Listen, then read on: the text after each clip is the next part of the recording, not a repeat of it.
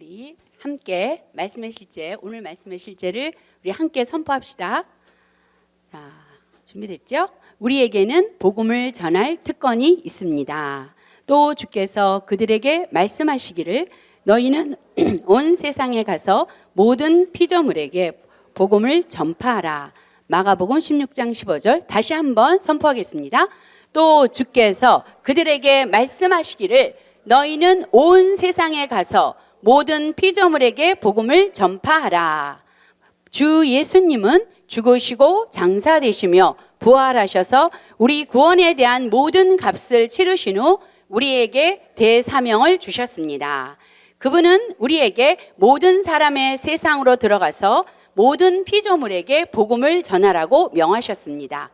어떤 경우든 복음을 전할 기회가 있다면 자신을 대단히 축복받은 자로 여겨야 합니다. 진정으로 그것은 특권이기 때문입니다. 하나님께서는 우리에게 세상을 변화시키는 일에 그분의 동역자, 다시 말해 영혼을 구원하는 그분의 동역자가 되는 진귀한 특권을 주셨습니다. 이를 이해하지 못하고 이런 비전과 열망을 가져본 적이 없는 자들은 영혼을 구원하라는 조언이 아직도 필요한 자들입니다. 하나님께서는 영혼 구원의 책임을 천사들이 아니라 당신과 저에게 부여하셨습니다. 그분은 그 일을 우리에게 맡기셨습니다. 바울처럼 우리 모두도 영혼 구원을 개인의 일로 받아들여서 일생의 사업으로 삼아야 합니다. 바울은 이 교훈은 내게 맡기신 바 복되신 하나님의 영광의 복음을 따름이니라 라고 말했습니다.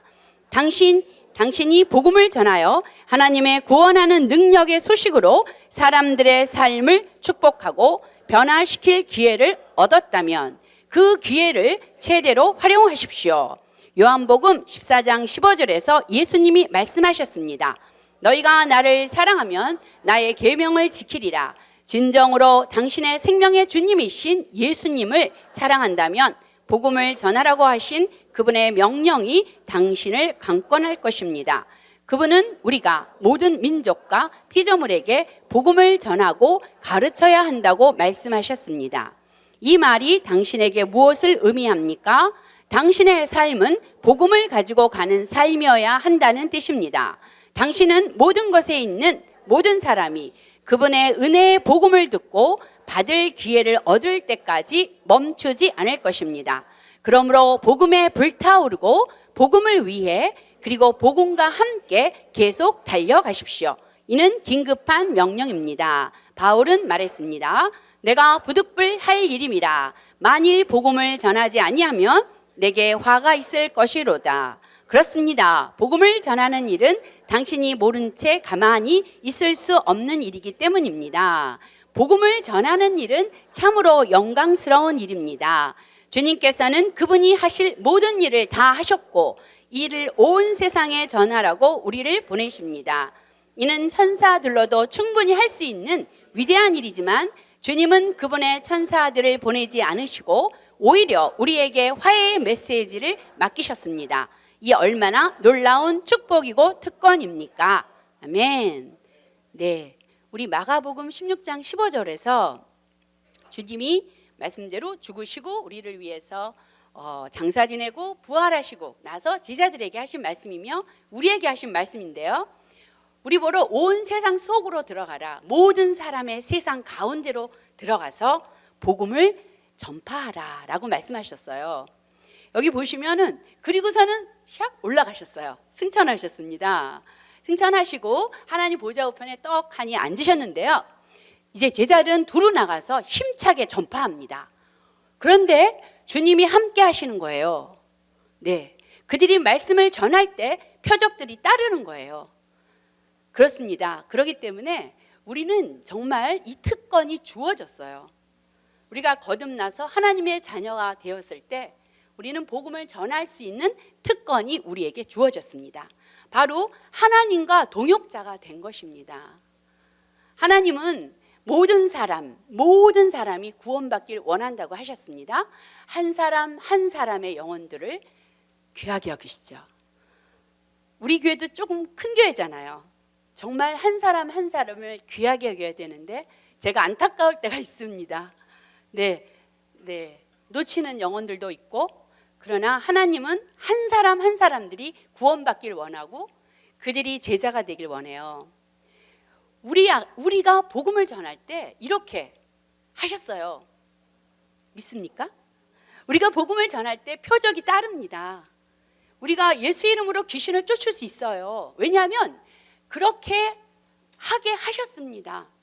우리가 믿고 나가면, 우리 그 사람들의 세상 속으로 들어가면, 여러분과 관련된 사람들의 세상 속으로 들어가서 그들을 들여다보세요.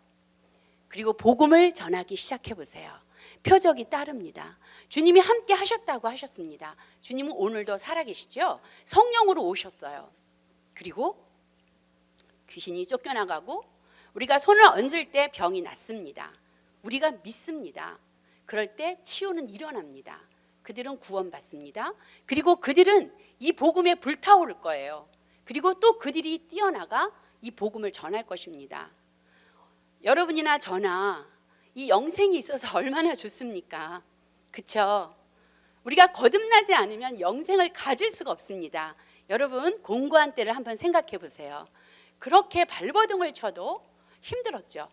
그러나 주님을 만나서 이제 우리는 끝났습니다. 주님으로 시작하고 주님이 우리의 답이 되어서 우리는 답을 알고 있는 사람이에요.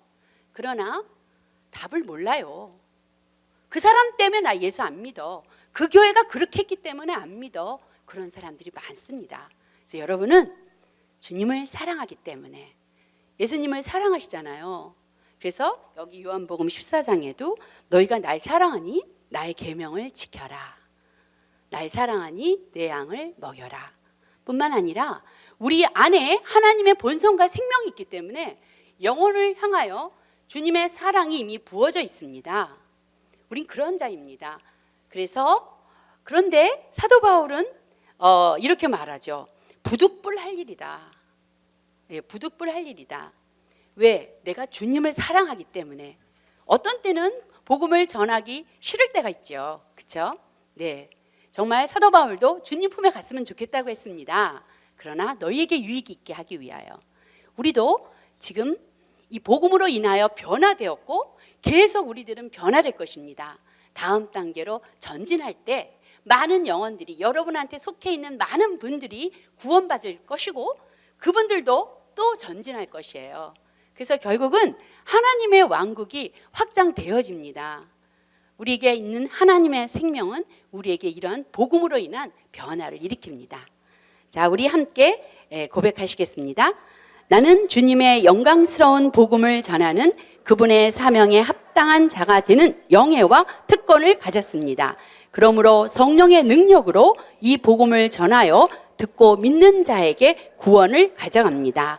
할렐루야.